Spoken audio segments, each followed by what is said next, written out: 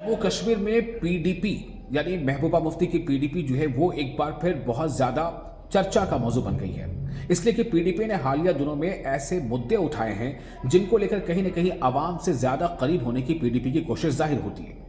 अब महबूबा मुफ्ती ने सीधे तौर पर यह कह दिया है, एक ऐसी बात कह दी है, एक ऐसा हम कह सकते हैं कि अपील कह दी है या सियासी दबाव बना दिया है कि अब देखना यह होगा कि क्या उमर अब्दुल्ला महबूबा मुफ्ती की बात मानेंगे। क्या नेशनल कॉन्फ्रेंस अपने बोते भी अगर ये बात करती है या ये इकदाम उठाती है तो क्या ये कहा जाएगा कि नेशनल कॉन्फ्रेंस कहीं ना कहीं पीडीपी के दबाव में आ गई। हम ऐसा क्यों कह रहे हैं? दरअसल मामला ये है, आपको याद होगा एक कुछ पहले ही इल्तिजा मुफ्ती जो महबूबा मुफ्ती की बेटी हैं, इल्तिजा मुफ्ती ने एक कैंपेन शुरू किया। दरअसल ये पार्टी का कैंपेन है, लेकिन इल्तिजा मुफ्ती ने उसकी शुरुआत की और कैंपेन क्या था? एंटी अल्कोहल मूवमेंट, यानी कि जम्मू कश्मीर में पूरी तरह से शराब पर पाबंदी आयद की जाए। इसको लेकर के एक दिन पहले जब इल्तिजा मुफ्ती से पूछा गया था एनसी के ताल्लुक से, तो उन्होंने कह दिया था कि नेशनल कॉन्फ्रेंस तो नकलची बंदर है। अब महबूबा मुफ्ती ने यह कहा है कि महबूबा मुफ्ती का कहना है कि नेशनल कॉन्फ्रेंस को चाहिए और उमर अब्दुल्ला को चाहिए, जो चीफ मिनिस्टर जम्मू कश्मीर के, कि पीडीपी ने जो 3 बिल तजवीज़ यानी मुजवज़ा जो 3 बिल है पीडीपी की, उन बिलों पर उमर अब्दुल्ला जो है वो उसकी हिमायत करें, यानी नेशनल कॉन्फ्रेंस हाउस के अंदर उन बिलों की हिमायत करें। और उनमें से एक बिल जो है वो खासतौर से शराब पर पाबंदी आयद करने को लेकर है। जाहिर है कि ऐसा लग रहा है कि शराब पर पाबंदी आयद हो इस मुद्दे पर कहीं ना कहीं पीडीपी को आवाम की हिमायत हासिल होती नजर आ रही है। शायद यही वजह है कि बीजेपी ने भी खुलकर इसके खिलाफ कुछ नहीं कहा। हाँ, ये जरूर कहा सत शर्मा ने कि जो जनता का मूड होगा, जो जनता की राय होगी, हम उसी के मुताबिक अपना कदम उठाएंगे।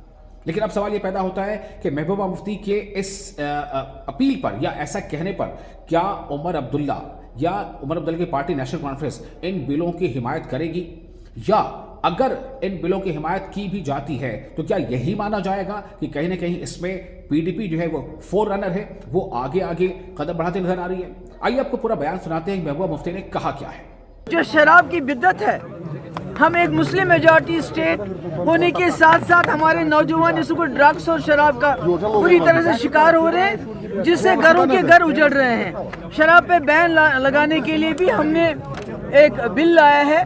तो मेरी गुजारिश होगी उमर साहब से कि वो इन बिल को पास करने में पूरी अपनी मदद करें, सपोर्ट करें। और साथ ही जो स्पीकर साहब हैं उनसे मेरी गुजारिश है कि आप स्पीकर हैं, आपका काम है जो मेंबर है उनके हकूक की रखवाली करना, न सिर्फ धमकाना कि आप कोई बिल लाओगे, रेजोल्यूशन लाओगे, बाहर बात मत करो इसके बारे में। रेजोल्यूशन होगा, बिल होगा, सवाल होगा, वो पब्लिक में जाना चाहिए, उस पर डिबेट होना चाहिए ताकि लोगों में जवाबदेही हासिल हो। तो आपने सुना कि महबूबा मुफ्ती ने क्या कहा। महबूबा मुफ्ती ने सिर्फ शराब वाले मुद्दे पर ही नहीं कहा, बल्कि बहुत सारी और बातें की हैं। उन्होंने ये कहा कि किस तरह से उन्होंने कहा कि हो सकता है कि 370 के मुद्दे को उमर अब्दुल्ला अभी कुछ उस पर ना कहना चाहें, लेकिन बहुत सारे ऐसे मुद्दे हैं जिनमें जो बेरोजगार नौजवान हैं उनकी हिरासत वाली जो मुद्दे हैं वो मुद्दे हैं, और बहुत सारे मुद्दों को उन्होंने इसका जिक्र किया। उन्होंने कहा कि दरअसल ये चाहिए कि जो 2019 के फैसले हैं उसको उमर अब्दुल्ला को चाहिए कि उस पर मुहर ना लगाएं। ये भी काफ़ी अहम बात है।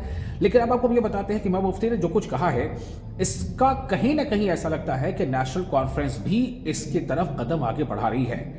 अब ऐसा कैसे जाहिर हो रहा है? वो इस तरह से जाहिर हो रहा है कि नेशनल कॉन्फ्रेंस के एक और बहुत ही कदावर लीडर हैं, उनका नाम है सकीना इत्तू, आप जानते हैं, और वो फिलहाल जो है वो वजीर सेहत भी हैं। तो सकीना इत्तू ने यह कहा है कि दरअसल पीडीपी इन मुद्दों के जरिए से बिन मुद्दों को मुद्दों बनाने की कोशिश में है, यानी कि वो जो है ऐसी सियासत कर रही है जो कहीं मुद्दा नहीं है। चूंकि नेशनल कॉन्फ्रेंस इन मुद्दों पर पहले से ही जो है वो आवाज बुलंद करती रही है। यानी कि अब ये देखिए इससे क्या इशारा मिल रहा है? इससे इशारा कहने का ये मिल रहा है कि क्या वो जो बिल हैं जिनके बारे में महबूबा मुफ्ती कह रही हैं, क्या उन बिलों पर नेशनल कॉन्फ्रेंस भी कहीं ना कहीं कदम आगे बढ़ाएगी?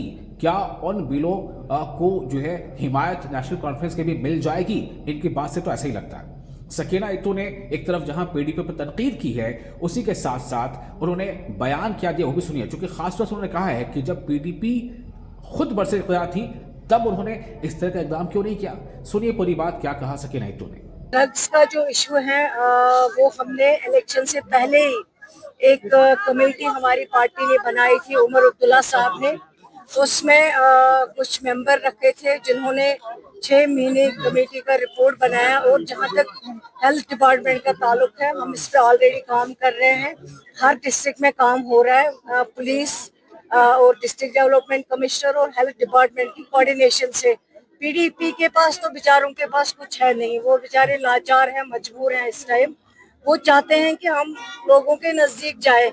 जो उन्होंने खताए गुनाह किए हैं, चाहे हमारा सब कुछ, चाहे स्टेट की बात हो, चाहे हमारा स्पेशल स्टेटस हो, चाहे हमारी डेवलपमेंट हो, चाहे हमारे पावर हो, चाहे हमारी वो इज्जत है जो उनकी वजह से खत्म हो गए। अब वो लोगों के बीच में जाना चाहते, लोग हमें माफ करेंगे, वो चीजें भूल गए जब दूध और टॉफी की बात वो करते थे। लेकिन लोग नहीं भूले, जम्मू कश्मीर के लोग बहुत समझदार है, वो जानते हैं हर एक चीज का वो जवाब देना। और वो जवाब उन्होंने दे दिया पीडीपी को रिजेक्ट करके। अब वो कभी ड्रग का सहारा लेते हैं, कभी किसी चीज का सहारा लेते हैं। जब वो चीफ मिनिस्टर थी मोहतरमा, मैं उसको पूछना चाहती हूँ कि तब उसने ड्रग अब्यूज के लिए क्या किया है, कितना काम किया है, कितने बिल असेंबली में लाए, कितने टास्क फोर्स टीम बनाए जिनसे ये चीजें कंट्रोल हो सकती है। हमारा काम है, हम सिर्फ कहते नहीं है, लेकिन हमारी सरकार कमिटेड है। ऑनरेबल चीफ मिनिस्टर साहब ने कई बार इस इशू पे मीटिंगें बुलाई और पहले ही इलेक्शन से पहले कमेटी बनाई। जो कमेटी की रिपोर्ट है, उस कमेटी की रिपोर्ट को हम जरूर अडॉप्ट करेंगे। हेल्थ डिपार्टमेंट, हमने उस रिपोर्ट को पढ़ा, वो इस वक्त अंडर प्रोसेस है। हम इंशाल्लाह देखेंगे, जो भी करना होगा। हम चाहते हैं कि ड्रग अब्यूज से यहाँ हमारे नौजवान बच्चे, इस वबा से उनको बचाया जाए, इस वबा से उनको निजात मिल सके। तो सुना आपने पीडीपी के महबूबा मुफ्ती का भी बयान सुन लिया, आपने सकीना इत्तू का जो नेशनल कॉन्फ्रेंस की तरफ से इस पर एक स्टैंड हो सकता है वो भी सुन लिया। अब आपको क्या लग रहा है, चाहे जिसने मुद्दे को पहले उठाया चाहे जिसने बाद में उठाया, लेकिन आपका ख्याल क्या है? क्या आपको लगता है कि इन मुद्दों पर असेंबली के अंदर कहीं ना कहीं एक सपोर्ट पीडीपी के अलावा भी बड़ी पार्टियों का मिलेगा? अगर मिलेगा तो आपको क्या लगता है, क्रेडिट किसे मिलना चाहिए? और अगर नहीं मिलेगा तो इसके पीछे वजह क्या हो सकती है? क्या यह भी एक सियासी वजह होगी? आप अपनी राय हमें जरूर साझा कीजिए कमेंट बॉक्स में।